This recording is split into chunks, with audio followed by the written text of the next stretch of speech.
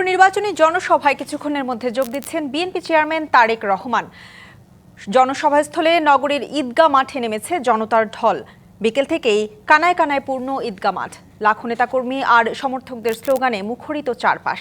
তারেক রহমানকে এক নজর দেখতে এবং বিএনপি চেয়ারম্যানের নির্দেশনা পেতে অধীর আগ্রহে অপেক্ষা করছেন বক্তব্য। মাঠ ছাপিয়ে নগরীর প্রত্যেকটি সড়কে দেওয়া হয়েছে মাইক, বিভিন্ন স্থানে এলইডি স্ক্রিন, রং বেরঙের ফেস্টুন পতাকায় ছেয়ে গেছে পুরো নগরী। নেতাকর্মীদের মাঝে ব্যাপক উৎসাহ আর উদ্দীপনা। জনসভায় যোগ দেওয়ার আগে সন্ধ্যায় গণঅভ্যুত্থানে নিহত আবু সাঈদের কবর জিয়ারত করেন বিএনপি চেয়ারম্যান তারেক রহমান। পরে আবু সাঈদের পরিবারের সাথে কথা বলেন বিএনপি চেয়ারম্যান।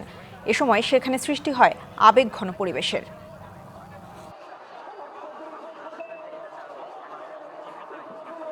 এ নিয়ে আরও জানাতে রংপুর থেকে যুক্ত হচ্ছেন সহকর্মী আনোয়ার হোসেন। আনোয়ার, রংপুর সমাবেশস্থলে লোক সমাগম কেমন দেখছেন, সেই সাথে জানাবেন তারেক রহমানের আগমন উপলক্ষে রংপুরের নেতাকর্মী এবং সাধারণদের মধ্যে উচ্ছ্বাস কেমন দেখছেন?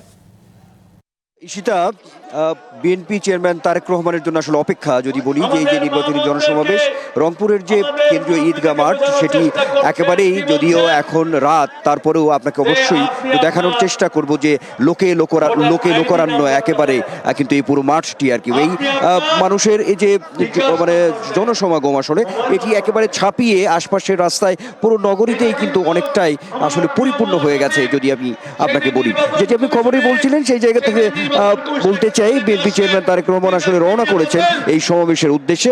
যেটি আপনি বলছিলেন যে শহীদ আবু সাঈদের যে কবর জিয়ারত সেটি করেছেন, তারপরে একটি পথসভায়ও তিনি অংশগ্রহণ করেছেন, তারপরে এখন রওনা করেছেন এই জনসমাবেশের উদ্দেশ্যে, অর্থাৎ রংপুরে এই কেন্দ্রীয় ঈদগাহ মাঠে।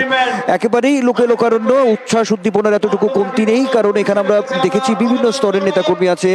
বিদেশ থেকে দেশে রেমিটেন্সের টাকা আসে নিরাপদে, তাই আজই আপনার আপনজনকে বলে রাখুন রেমিটেন্সের টাকা যেন শুধু নগদেই পাঠায়। বিভিন্ন শ্রেণী পেশার মানুষ আছে, তাদের সঙ্গে কথা বলেছি, তারা আসলে এক পলক এক নজর দেখার জন্যই আসলে এই অধীর অপেক্ষা বিএনপি চেয়ারম্যান তারেক রহমানকে। দীর্ঘদিন পর, অর্থাৎ প্রায় 2 দশক পরে এই রংপুরে তার এই আগমন, 20 বছর পরে এমন একটি বিষয় আছে, একটি আগ্রহের জায়গা তৈরি হয়েছে মানুষের মধ্যে তার কথা শোনার জন্য, তাকে দেখার জন্য। তো সব মিলিয়ে তিনি যে কথাগুলো বলছেন বিভিন্ন নির্বাচনী জনসমাবেশের, তারই ধারাবাহিকতা আজকে নিশ্চয়ই থাকবে।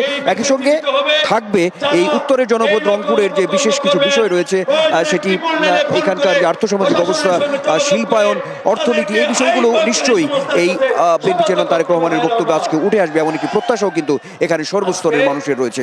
আর নিশ্চয়ই আপনার মাধ্যমে আমরা জানাতে পারবো, অল্প কিছুক্ষণ পরেই আশা করা হচ্ছে যে বিএনপি চেয়ারম্যান তারেক রহমান এই জনসমাবেশ স্থলে এসে তিনি হাজির হবেন। ঈশিতা। আনোয়ার, ধন্যবাদ আপনাকে।